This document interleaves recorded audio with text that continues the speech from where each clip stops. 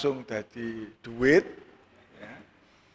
ya itu pikiran awam atau wajar.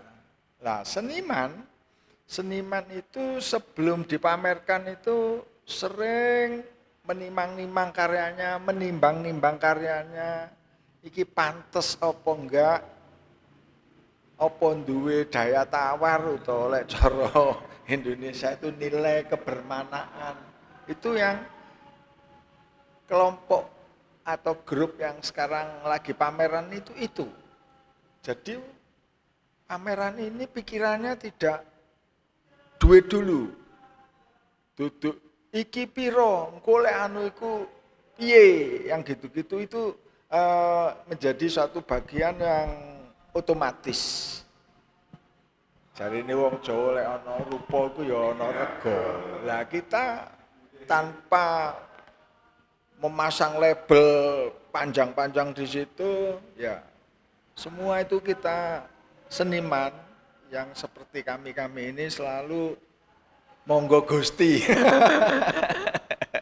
Kalau memang hari ini adalah keberkahan pada teman saya, misalnya Mas Bowo, saya atau Mas Yoko, kita ya matur suwun betul. Jadi kalau ada yang senang itu ya monggo, kita tidak menolak, karena kalau karya kita ini diuri-uri, dibawa orang itu diuri-uri pasti, nggak mungkin beli terus digeletak-geletak, itu enggak.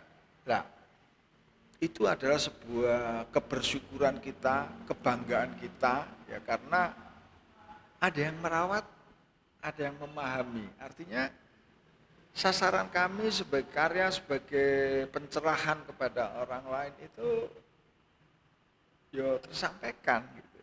Nanti Pak Bo akan salah satu karya Pak Bo akan ceritakan, lah saya kok gambar kok gini, ya itu nanti ada kaitannya dengan upaya-upaya seniman itu, ya. Tadi sedikit soal iki didol apa ora itu kami tidak yang utama.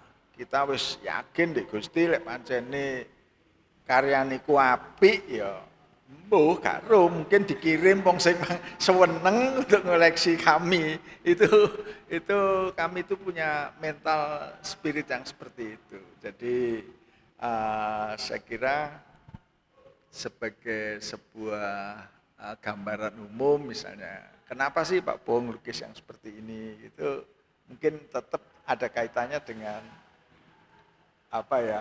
keinginan seniman meraih berkat misalnya, atau berkat itu memang hanya ya kita serahkan aja kepada yang Maha Kuasa misalnya itu.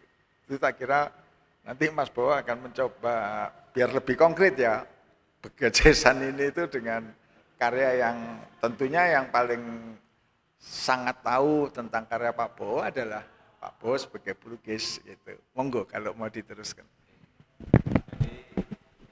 Istilahnya aja ngarep-ngarep duit lan duit sik ya. Ngoten nah. Ya. Tapi duit engko mesti teko. Sapa sing usaha Gusti mesti menehi. Insyaallah ngoten. Oh, sapa ngerti wis dipotret, wis ditontok arek-arek engko iso pesen nang omah. Alamate endi tak paranane? Iso pesen lah, iku dulur. Dadi ora moro-moro engko pameran mulih nggawa duit ya. Tapi kan keluarga sudah tahu lah. Lek wis jadi seorang pelukis atau seniman itu ya duit enggak duit ya wis ngerti lah kehidupan. Ya sing penting muga-muga anak hitungane secara umum ya keluarga iki iso cukup. Rak ngoten nah nggih. Nggih, regine ngantos pinten ngeten iki lukisane jenengan. Sakjane ya rahasia dulur, tapi iki kan ya titik-titik cek ngerti bocoran. Dadi lek nawar lukisan iku ya ora angger jeplak ngono lho dulur. Nggih, saya memahami bentuk pertanyaan umum ini ya. Tapi saya akan mundur sedikit. Begini, makna pameran itu, eksposisi itu adalah perjumpaan hasil karya kepada masyarakat Itu yang utama, pameran itu ya. Dijumpakan itu karya tadi kepada masyarakat. Perjumpaan tadi di satu sisi menunjukkan tanggung jawab pribadi seniman bahwa dia itu menghasilkan sesuatu setelah pergumulan mungkin roto apa itu roto mengisolasi diri begitu gitu, di studionya begitu itu. Setelah ada hasil itu dijumpakan. Ketika terjadi perjumpaan Mas kayak penjenengan dan kita ini, ya toh, itu maka terjadi yang namanya dialog, ya toh. Ya toh, dialog. Nah, dalam dialog itu kami harapkan muncul adanya tujuan pameran adalah dialog yang bermakna apresiasi. Suatu kesadaran untuk memasuki makna itu. Walaupun orang ngerti sulit tadi terus takon nang pelukis itu. Iki karepe opo, Mas? Nah, ketika ada seorang masyarakat, pengunjung, penikmat yang bertanya, itulah awal terjadinya dialog ya. Nah, ketika sebuah lukisan itu tidak mampu berdialog, hanya menutup diri, membentengi diri sebagai barang dagangan, ya, disinilah, ya itu pilihan aja ya, pilihan aja. Kalau memang membuat produk untuk didol ya silakan saja lah. Tapi maksud kami ketika seorang pelukis berani mengatakan aku pameran, itu berarti dia harus siap berjumpa dengan berbagai latar belakang kan ya. Ono sing ngerti, ono sing nggak ngerti, termasuk ono sing takon lah ngene. Iki umpama aku seneng gitu. Terus piye carane itu piro kan itu. Ya. Tapi saya mesti berbagi pengalaman ya. Orang seneng itu ketika berjumpa dengan sesuatu, setelah dia membuka dirinya untuk berdialog. Iya toh. Waduh, aku kok tertarik gitu. Kontak pertama itu ya, kesan pertama. Panjenengan mesti lek kate anu ya kudu kontak dhisik lah, kenalan dhisik lah karo gitu. Mosok ora kenalan dhisik to. Mari ngono ono dialog kan itu ya toh. Baru ada langkah-langkah selanjutnya. Nah, maka ketika ada dialog, kemudian terjadi rasa menghormati, mencintai, bahkan kepingin untuk memiliki dalam tanda petik. Disinilah selangkah lagi antara pelukis, seniman yang pemilik karya dan pecinta ini itu berada pada satu langkah pepestene Gusti ya, jenenge rejeki kan itu ya Mas ya. Kan gitu ya. Jadi saya sendiri nun sewu sebagai yang sudah cukup lama ini ya, sudah tua. Saya lebih tua ya di antara teman-teman di sini ya, saya 75 tahun sudah. Itu belajar untuk menghargai orang yang apa itu tertarik pada karya kita ya.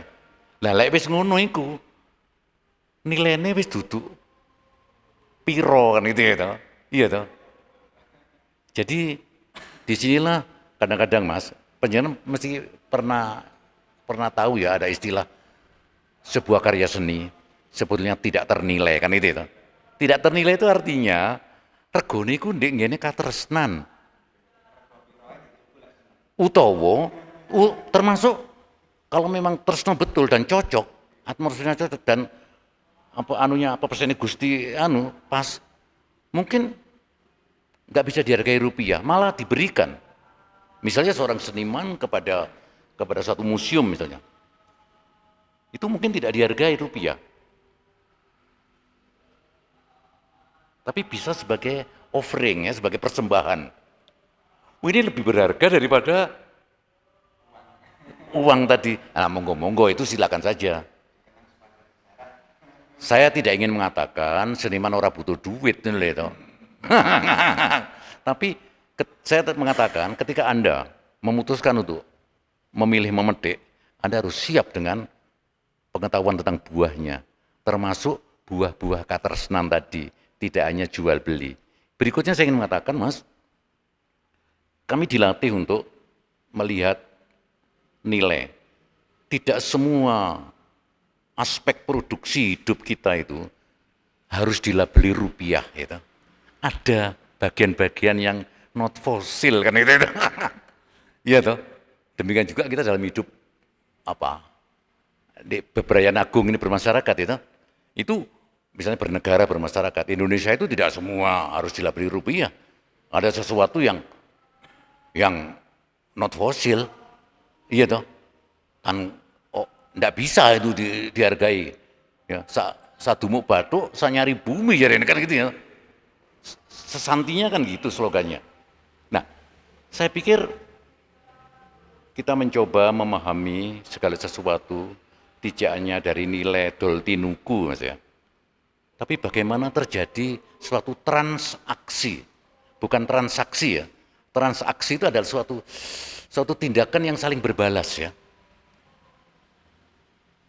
Jadi kira-kira lek ono wong sing gak nawar tapi mengapresiasi, waduh matur nuwune si pelukis itu.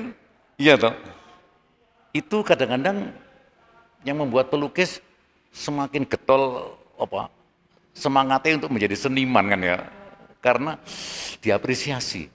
Ketika hidup kita itu tidak layak diapresiasi oleh kehidupan yang lain, maka sebetulnya kita menjadi pribadi-pribadi yang kesepian. Ya, jadi pelukis, seniman, ketika berkarya itu dia menyendiri,